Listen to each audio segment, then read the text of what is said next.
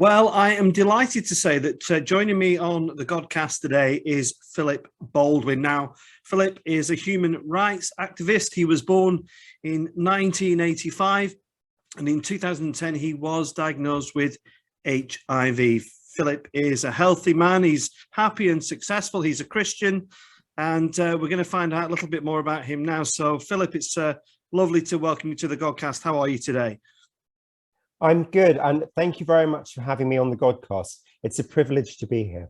Thank you. Whereabouts are you today, Philip? Where's home? I live in central London.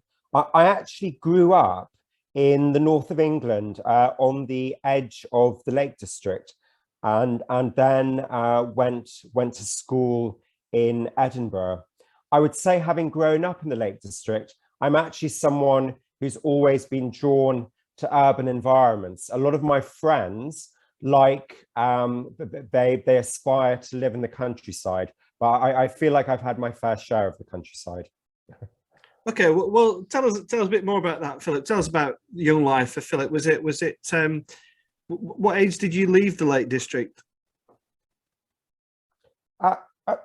When I was about 10, I went to a school in Edinburgh, and it had it did have a faith basis to it.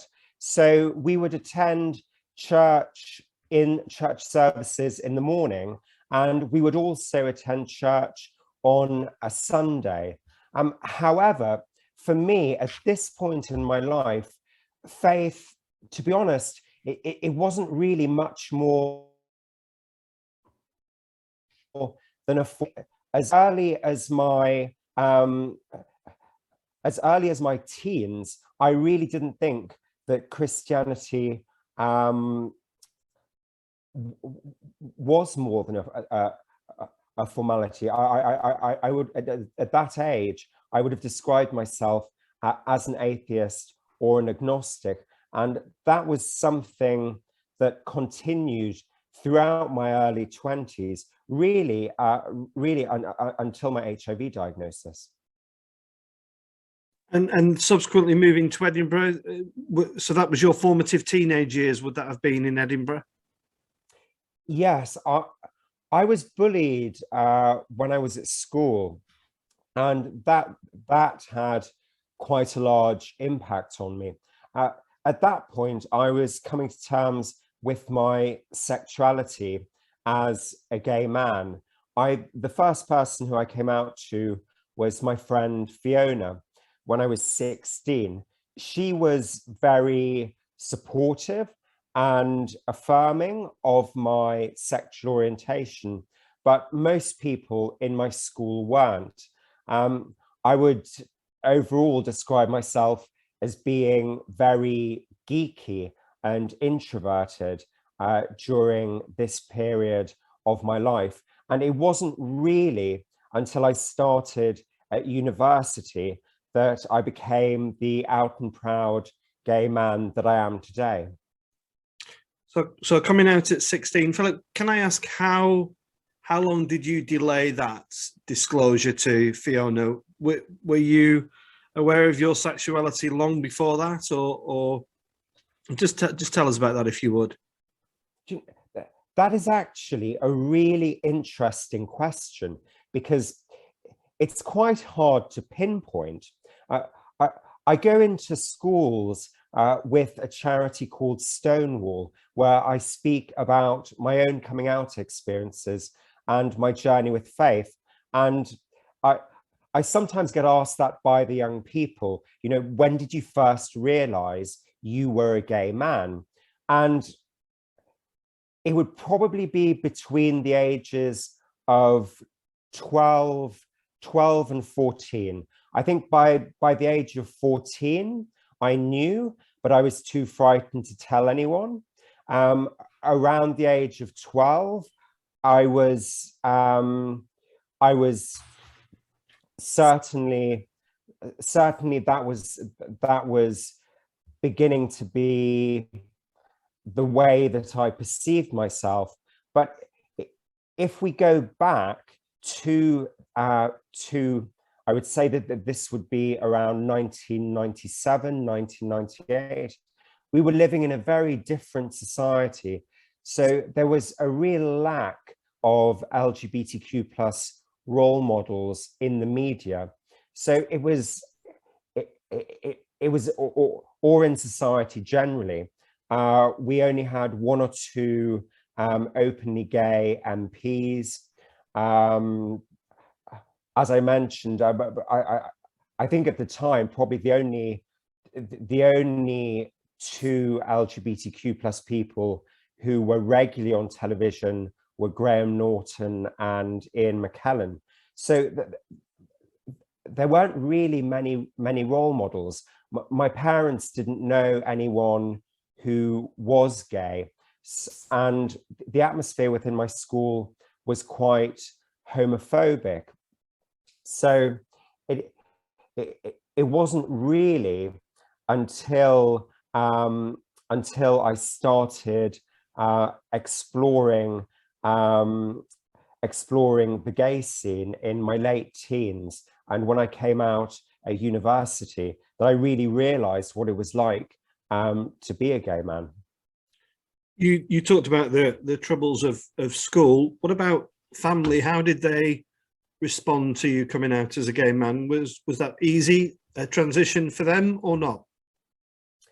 Well, something that I often say is that when it comes to coming out as LGBTQ plus, it can often be hardest to tell the people you love the most.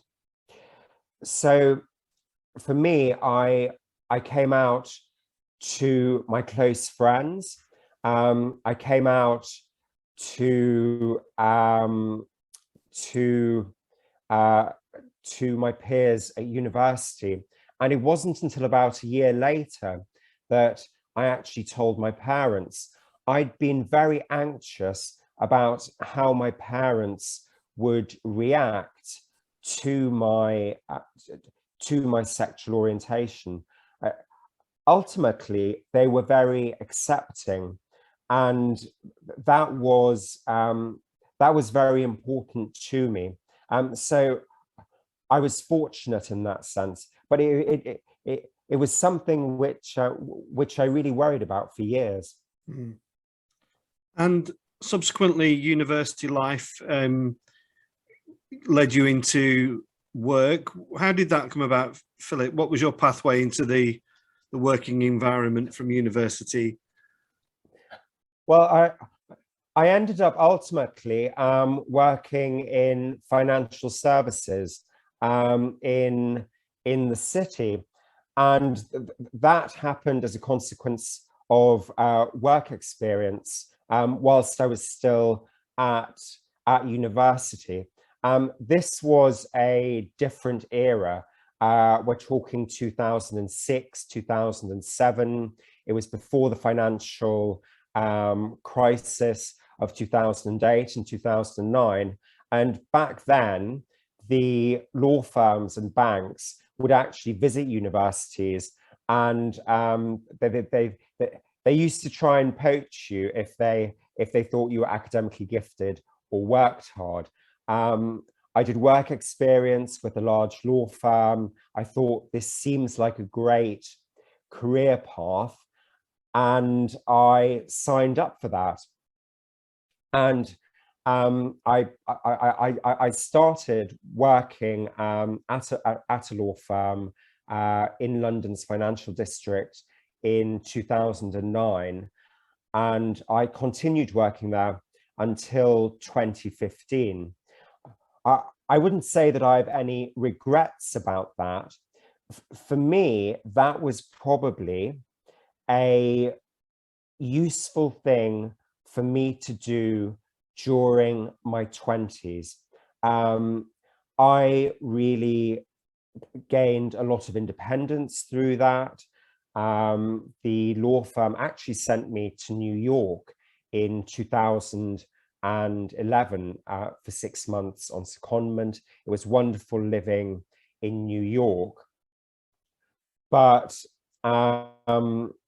following my HIV diagnosis, in 2010, that really initiated a process of me starting to reevaluate my life. And by 2015, my campaigning and activism had really snowballed, and I felt that that was the direction that my life and also I felt that that was where God was calling me. Okay, and you mentioned there about HIV. Philip, could you break down some of the stigma and the misrepresentation and misassociation with HIV? Are you happy to share with us how that diagnosis came about, and you know what symptoms were you demonstrating? What led you to believe that this could be an issue? Again, that's another really interesting and important question. So thank you for asking that. There is still a lot of misinformation around HIV. So my HIV diagnosis actually took place over my lunch break from work. I had no idea that I was HIV positive. I'd been tested in 2009, and all the results had come back negative. I'd not only been tested for HIV, but also for a range of other STIs. And I used to go to the sexual health clinic approximately every 6 months. That was something that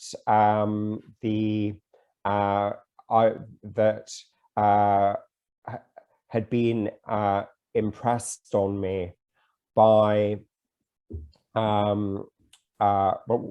when I had first visited an STI clinic in my late teens, that as a gay man, I was in an at-risk group. So it would be good for me to test regularly. In 2009, I was completely healthy, and that was what I thought. That was what I thought would happen in 2010. That I would walk into the clinic, and that an hour later I would emerge with having been told that I was clear for all STIs. It came as a complete shock to me when I was diagnosed with HIV. I didn't just feel shocked. I felt anger. I felt grief. It seemed as if everything that I had worked so hard for all those years had potentially been thrown away. And at that time, I wasn't very well informed around HIV myself. Something that I should emphasize is that HIV really isn't a death sentence any longer. I take 1 tablet a day. I'm completely healthy. I can anticipate a normal lifespan. The medication is side effect free, and I can't pass HIV on to any of my sexual partners or any sexual partners, because the HIV virus is suppressed within my body by the medication. So in lots of ways, HIV now doesn't impact me physically, but there is still a huge burden in terms of the stigma of HIV. For a lot of people, they don't realize the medical advances that you... So just when you got that diagnosis, Philip, just share with us, you know, obviously you've got this physical diagnosis, but the did you mentally feel the stigma that was attached to HIV? What did that do to you as an individual? It took me about 3 years to come to terms with my HIV diagnosis. The first year following the diagnosis was particularly hard. I was continuing to go into the office, and in the office, I was projecting a facade that everything was okay. I would leave work, and then it would really hit me. I was trying to learn as much as possible about the virus. I had multiple doctor's appointments, which I was juggling with my work. And during this period, I really went through a phase of anxiety and at times a really deep depression. At some points, my life felt completely hopeless. There were a number of turning points where things began to improve. At the beginning of 2011, I had a relationship with another man who was HIV positive. And that really helped because he was living a normal and happy life. And it also allowed me to, it enabled me to know that I could love and be loved in return again. And that was something following my HIV diagnosis, which really troubled me. I was really concerned that no one would love me again. Gosh. A second factor was that in 2011 was that I began to access peer support around HIV.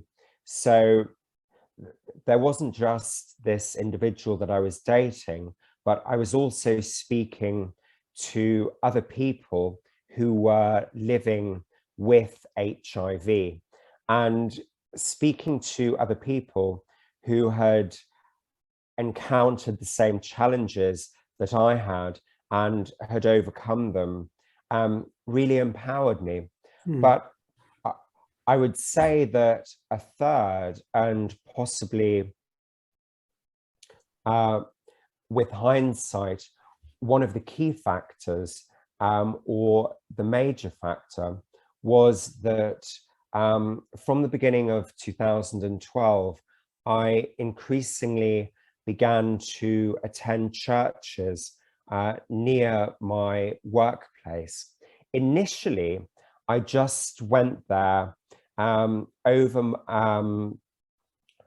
would just pop in for 30 minutes if I needed to escape the office. It was just because I wanted to savor the sense of tranquility. I'd always been interested in art and architecture, so that was also a factor which drew me to these places. I just wanted to sit down somewhere. I would look at the architecture, but after a number of months, I began to realize that there was more to these places than just columns, cornices, architraves, stained glass. There was something really special there. Towards the end of 2012, I was sitting in St. Lawrence Jewry, which is near the Guildhall in central London. It's a church which was designed by Sir Christopher Wren. And one of the church wardens very kindly gave me one of their Bibles. It's a Bible that I still have to this day. And I would just find myself in the evenings when I'd returned home from the office, I would just find myself opening it and reading passages from it. And that really, that was one of the factors where I would say which caused my faith to grow. I was becoming more curious in Christianity. Over the course of 2013, I then began to visit more churches. My office was, as I mentioned, based in the financial district, and I literally just worked my way through a swathe of central London along the churches on Fleet Street. Not necessarily always Church of England churches. I visited some Catholic churches as well, and also I went to some churches which are part of other Christian denominations. Yeah.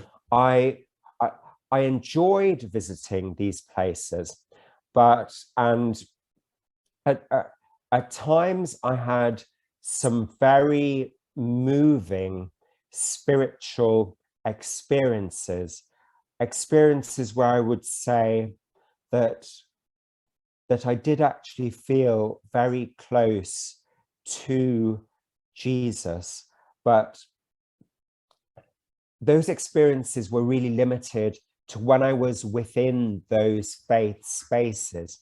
It wasn't until early 2014 that I stumbled across a church in Waterloo called St. John's, and that was headed by an openly gay priest called Giles Goddard. He's well known within the Church of England. I appreciate that your podcast gets a really broad range of listeners. So just to put that in context for them, he was on General Synod, the Church of England's equivalent of a parliament, where both myself and yourself, Alex, are now members. Yeah.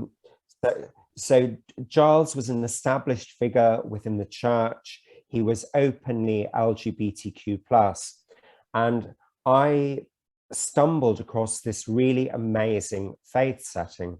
And what Giles did, which I hadn't really encountered in the churches that I visited in 2013, is that Giles really got me involved in the life of the church.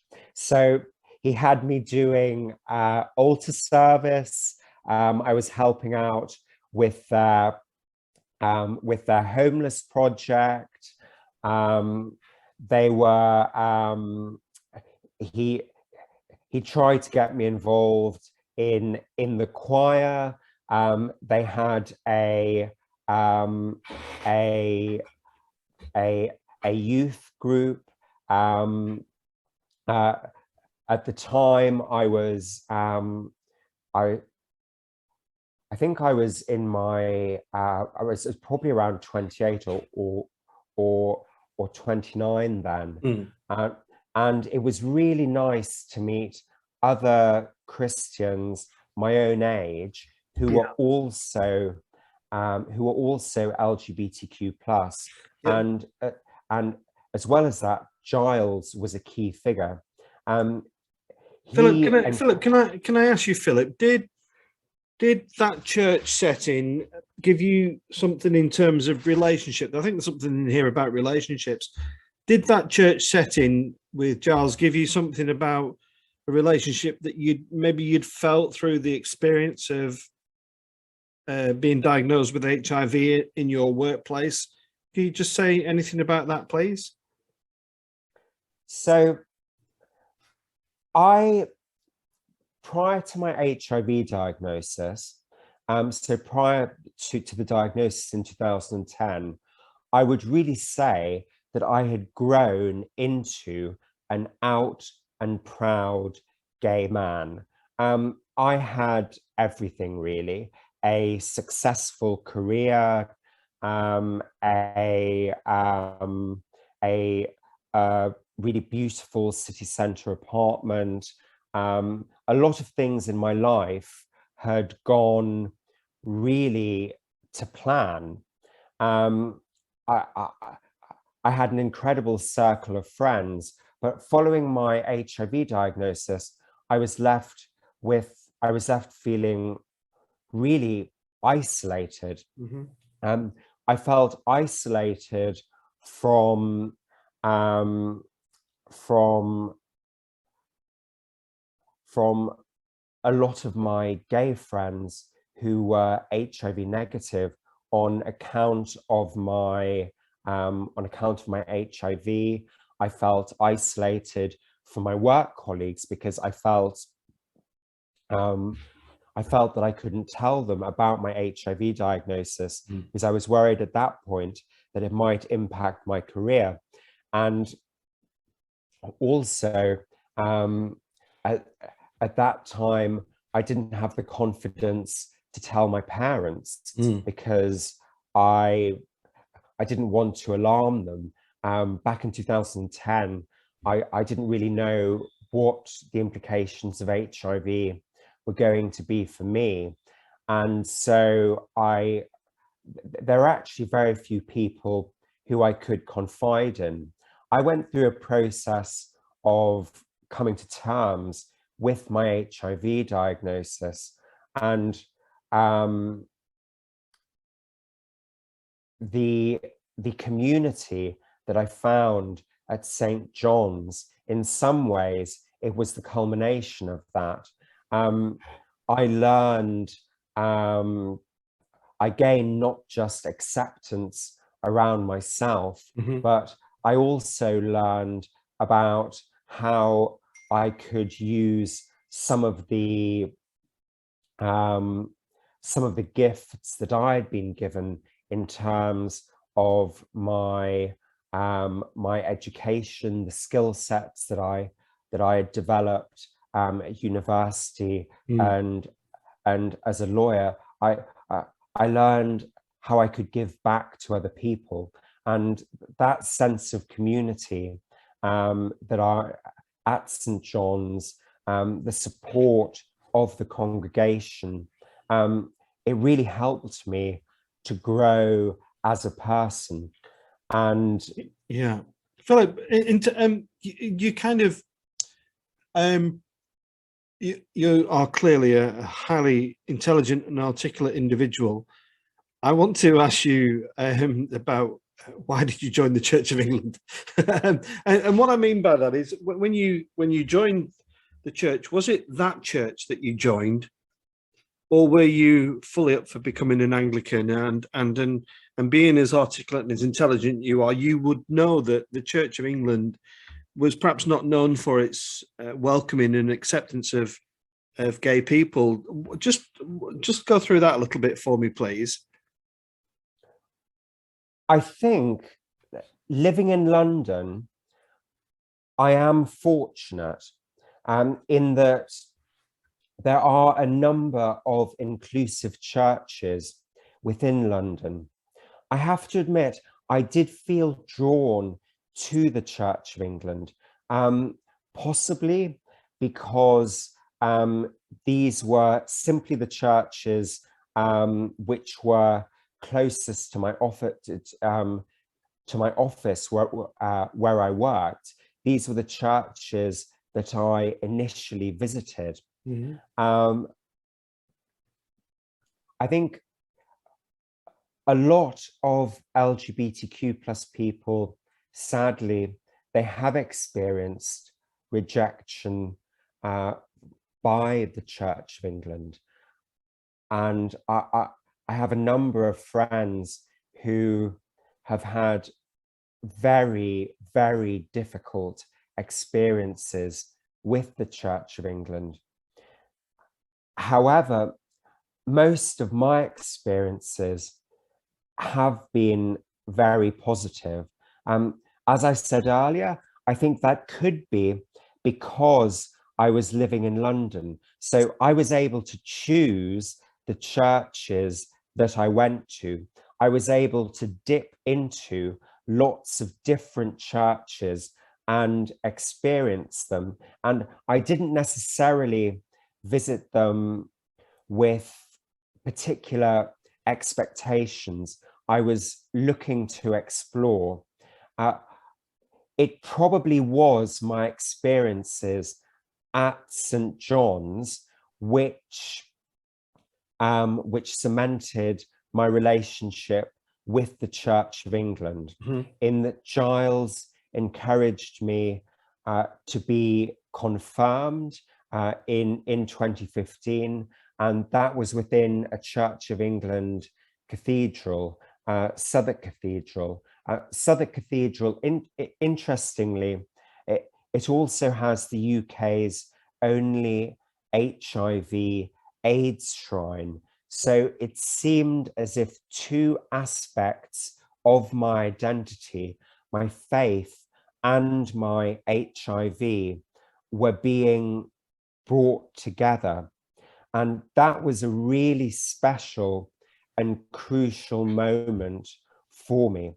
I would say from that point onwards, I couldn't really envisage worshipping within another denomination. Back in 2012, 2013, I did visit churches which were part of other Christian denominations. Okay. And yeah, Philip, I'm just mindful of time. It's fascinating talking to you, but I want to just get down into some of the nitty gritty of some of the politics of the church, if we can. So, you were confirmed a number of years ago now, and you are an activist. And I was obviously I was doing a bit of research, and you did write in the Gay Times that you felt that the LGBT Christians are second-class citizens in the church. Do you still believe that, or are you encouraged, or where are you in that whole situation in terms of LGBT people and more and the church? Do you think we're heading in the right direction, or do you think we're in for stormy waters?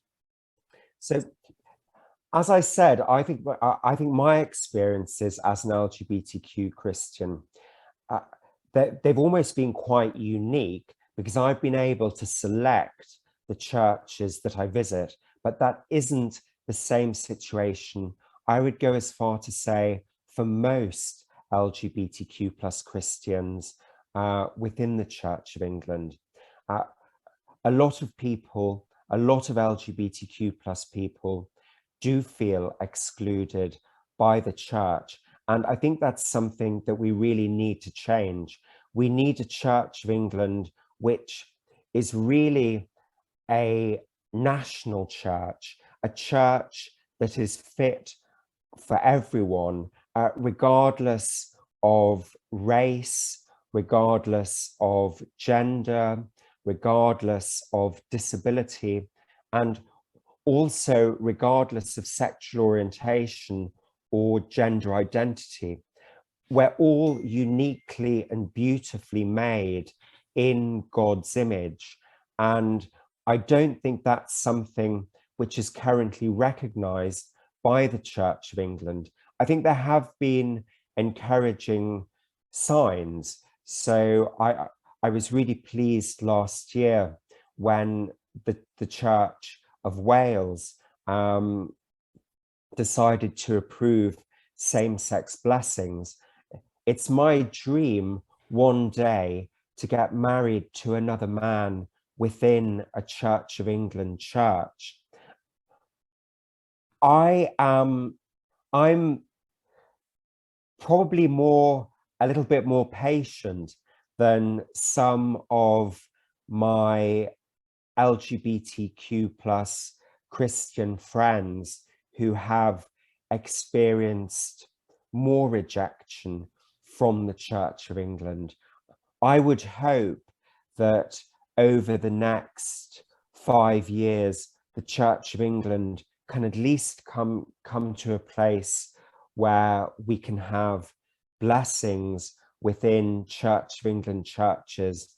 And I would hope that one day the Church of England can endorse same-sex marriage. For me, that's something that is really important. But what I think we do need to come to a position on that, but it does need to be done in a way where everyone's views are considered. The Living in Love and Faith process, some of your listeners who aren't from a Church of England background may not know what that is. That was initiated around 2017, and it was designed so that people who have lots of different views on sexual orientation and gender identity could discuss those. That's been going on since 2017. Hopefully that's going to come to a conclusion within the next 12 months or so. And I would like to think that the General Synod can really make some progress in that area. I'd like to see a Church of England where every LGBTQ plus person is welcomed and affirmed for who they are. Yes, thank you, Philip. And I just want to ask a question about sex. So what is your position in, so you've talked with real kind of eloquence and enthusiasm for Giles, an openly gay man and priest, but a man who effectively is not allowed to enjoy the joy of a sexual union. What's your take on that? I find it quite weird that the church appears to be one of the unique places where you have to kind of describe your sexual orientation, and then if you declare that you're a gay man, you then have to say, well, I promise not to have sex, which seems utterly ridiculous to me. What's your view on that, Philip? Well, I have to admit, I think the Church of England generally spends far too much time talking about sex. I think it's an incredibly difficult position for Church of England priests, in that for LGBTQ plus priests, in that whilst they're able to be in relationships, they have to go through a formula whereby they're not meant to engage in sexual relationships, and it is really a very awkward situation. For myself personally, my goal is to have a long-term monogamous relationship. I'm currently single, so I'm not necessarily faced with some of these challenges directly. However, I do hope to meet that special person. As a lay member of the congregation, I'm not faced with the same challenges that an LGBTQ plus member of the clergy is. But I think really there needs to be less focus on sex within the Church of England and more focus on LGBTQ people being welcomed and affirmed. Thank you, Philip. We're almost out of time, but I'm just wondering, just regarding these matters, what you feel Jesus would make of it all. What do your personal feeling what Jesus would make of these discussions that are raging in the church at the moment? My own view is that Jesus would be at the front of every LGBTQ plus or gay rights march. If you look at the New Testament, Jesus is consistently fighting for the disenfranchised within our society.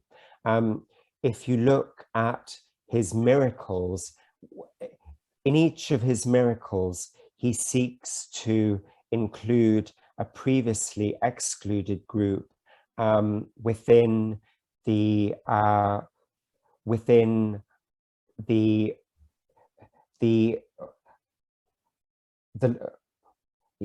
he seeks to show that they're a valid part of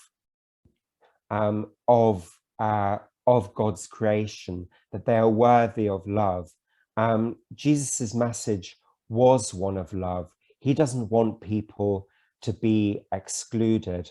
And I think increasingly churches around the world, or a number of churches around the world, are recognizing that.